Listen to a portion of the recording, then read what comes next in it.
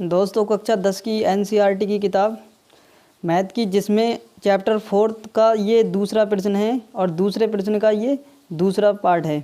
इसको आज हम सॉल्व करेंगे। प्रश्न में दिया है दो क्रमागत धनात्मक पूर्णांकों का गुणनफल 306 है, तो पूर्णांकों को ज्ञात करो। तो वो पूर्णांक क्या है? तो क्रमागत पूर्णांक वो होते हैं जो क्रम से चलें, जिनके बीच में अंतर हमेशा एक का रहे, जैसे 1 2 3 4 5 डैश अनंत। तो इसमें क्या होगा, ये सारी गिनती क्रमागत होंगी, क्योंकि इनमें प्रत्येक संख्या के बीच में या प्रत्येक पूर्णांक के बीच में हमेशा अंतर एक का रहेगा। जैसे 1 और 2 के बीच में अंतर एक का, 2 और 3 के बीच में अंतर एक का, 3 और 4 के बीच में अंतर एक का। तो जब इसको हम x या y में मानते हैं तो किस तरीके से मानते हैं? तो प्रश्न दिया है दो क्रमागत धनात्मक पूर्णांकों का गुणनफल 306 है, तो वो पूर्णांकों को ज्ञात करो। तो धनात्मक पूर्णांक कौन से माने जाएंगे? तो इसमें माना जाता, माना पहला धनात्मक पूर्णांक x, यहाँ एक है तो हमने यहाँ पे ले लिया x, ठीक है। अब ये क्रमागत है, लगातार चलेंगे दूसरा पूर्णांक, तो दूसरा पूर्णांक होगा दूसरा धनात्मक पूर्णांक। अब देखो प्रत्येक पूर्णांक के बीच में अंतर कितने का है? एक एक का। तो एक में एक जोड़ेंगे 2, 2 में एक जोड़ेंगे 3, 3 में एक जोड़ेंगे 4। ऐसे ही हमने माना है वो पूर्णांक पहला x, तो इसमें अगर x जोड़ दें तो अगला पूर्णांक मिल जाता है। यानी प्रत्येक पूर्णांक में एक एक जोड़ेंगे तो अगला पूर्णांक मिलता रहेगा। तो पहला धनात्मक पूर्णांक x, तो दूसरा x + 1, तो हमको दो ही पूर्णांक उसने पूछे हैं, यही निकालना है। तो प्रश्न के अनुसार कंडीशन लेंगे यहाँ पे। प्रश्न अनुसार क्या चीज दिया था कि दो क्रमागत पूर्णांकों का गुणनफल 306 है। तो पहला पूर्णांक x, दूसरा x + 1, तो इनका गुणनफल यानी x और x + 1 का गुणनफल 306 है। तो ये पूर्णांक क्या होंगे? तो यहाँ से ये द्विघात समीकरण बन जाएगी जब हम अंदर गुणा करेंगे। तो x की x से गुणा करेंगे, x की घात 2 प्लस x की घात 1 की बंद करेंगे, x से कम x बराबर 306। अब ये प्लस के 306 यहाँ आके माइनस के हो जाएंगे, तो x² प्लस का x और प्लस के 306 बाएं पक्ष में आकर माइनस के, दाएं पक्ष में 0। ये दो घात समीकरण होगी, इसके हम आसानी से गुणनखंड कर सकते हैं। अब यहाँ पे देखते हैं x² का गुणांक, तो कुछ नहीं होता तो एक होता है x² का गुणांक। जब हम गुणनखंड करते हैं तो x² के गुणांक की गुणा लास्ट वाले से करते हैं, जो अचर पद होता है, जो कांस्टेंट होता है। अब देखो यहाँ हम गुणा करेंगे, x² गुणांक 1 और अचर पद 306, 306 की 1 से गुणा करेंगे 306 आएगा। तो इसका मतलब क्या हुआ, गुणा करने पर हमको 306 लेके आना है, और ये माइनस का निशान है, तो घटाने पर बीच वाला नंबर यानी 1 लेके आना है। यहाँ x से गुणा में कुछ नहीं है तो 1 है। तो गुणा ऐसी संख्या होगी जिनकी गुणा 306 आए और घटाने पर 1 आए। हम इसके फैक्टर कर लेते हैं 306 के, तो लास्ट में सम नंबर है तो ये 2 से डिवाइड हो जाएगा और सबसे छोटे से छोटे नंबर से काटना होता है ताकि सारे फैक्टर हमको आसानी से मिल जाए। तो 2 एकम 2, 1 बचा 10 हो गया, 2 पंजे 10 और 2 तियाँ 6। अब इसको काटेंगे, देखो इन अंकों का योग अगर 3 से डिवाइड हो रहा है तो ये संख्या भी 3 से डिवाइड हो जाएगी। 1 और 5 6 और 6 3 9, 9 3 से डिवाइड हो जाएगा तो ये संख्या भी 3 से डिवाइड हो जाएगी। 3 पंजे 15, 3 एकम 3। इन दोनों अंकों का योग 3 से डिवाइड हो जाएगा, 5 और 1 6, तो ये संख्या भी 3 से डिवाइड हो जाएगी। 3 एकम 3 और 2 बचे 3 7 21। अब देखो हमको गुणा करने पर कितना लेके आना था 306 और घटाने पर कितना लेके आना है 1। तो इसका मतलब उनकी गुणा 306 और घटाएं तो 1 आए। तो इनके फैक्टर देखो किस तरीके से जोड़े बनाना है। देखो 2 तियाँ 6 और 6 तियाँ 18। 18 की 17 से गुणा करेंगे, 18 गुणा 17 तो कितना मिलेगा 306, और 18 में से 17 को कम करेंगे तो कितना मिलेगा 1। तो इसका मतलब 1 के बराबर हम कितना रखेंगे 18 - 17। तो यहाँ जो 1 दिख रहा है इसकी जगह 18 - 17 इस्तेमाल करेंगे, तो ये x² ऐसे ही रहेगा। प्लस 1 की जगह अब यहाँ पे लिखेंगे 18 - 17, बाहर क्या चीज़ 1 के x, तो यहाँ पर भी x माइनस के 306 बराबर 0। अब क्या करना है, x की अंदर मल्टीप्लाई करते हैं, तो x² प्लस 18 की x से 18x माइनस के 17x और माइनस के 306 बराबर 0। पहले दो में कॉमन लेते हैं, फिर लास्ट के दोनों में कॉमन लेते हैं। तो x² और 18x में से देखो सिर्फ x वाला ही दोनों तरफ पद है, तो x वाला कॉमन ले लेते हैं। 18 कॉमन आएगा नहीं क्योंकि एक ही साइड में, इस साइड में नहीं है, तो x की घात 2 में से 1 घात कॉमन ली, तो यहाँ बचेगी 1 घात, प्लस x से x बाहर निकल गया तो यहाँ कितना रह जाएगा ये 18, माइनस यहाँ लग गया।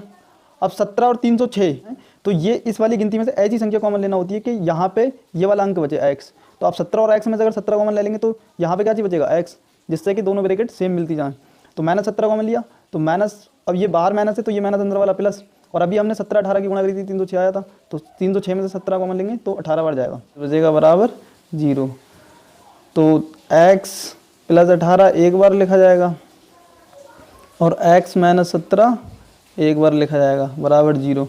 तो अगर जब हम x की वैल्यू निकालते हैं तो माइनस वाली ब्रैकेट उठाते हैं जिससे कि वास्तविक मान मिले। तो x - 17 बराबर 0, तो -17 बराबर +17, यानी ये वो पहला क्रमागत पूर्णांक है, पहला पूर्णांक। तो अगला इसका एक नंबर जोड़ देंगे, अगला पूर्णांक होगा, तो दूसरा पूर्णांक x + 1, तो वो हो जाएगा 17 + 1, यानी वो 18 होगा। यानी ये दो ऐसे पूर्णांक होंगे जिनका गुणनफल 306 है। अगला पार्ट है 3। इसमें क्या दिया है, रोहन की माँ उससे 26 वर्ष बड़ी है, अपने बेटे से। रोहन की माँ उससे 26 वर्ष बड़ी है, उनकी आयु का गुणनफल अब से 3 वर्ष पश्चात 360 हो जाएगा, तो रोहन की वर्तमान आयु ज्ञात करो। तो जब ये गुणनफल दिया है तो गुणनफल उस उम्र के दिया है अब से 3 वर्ष पश्चात का, तो रोहन की वर्तमान आयु पूछी है, तो जो चीज़ पूछी होती है हम उसको x मानते हैं। तो माना रोहन की वर्तमान आयु, रोहन की वर्तमान आयु x, अब ये हमसे पूछा है, तो रोहन की माँ उससे 26 वर्ष बड़ी है, तो रोहन की माँ की आयु कितनी होगी, रोहन की माँ की आयु 26 वर्ष बड़ी है, तो रोहन की उम्र में 26 साल जोड़ दें तो उससे 26 साल बड़ी हो जाएगी, तो x + 26 उसकी माँ की वर्तमान आयु होगी।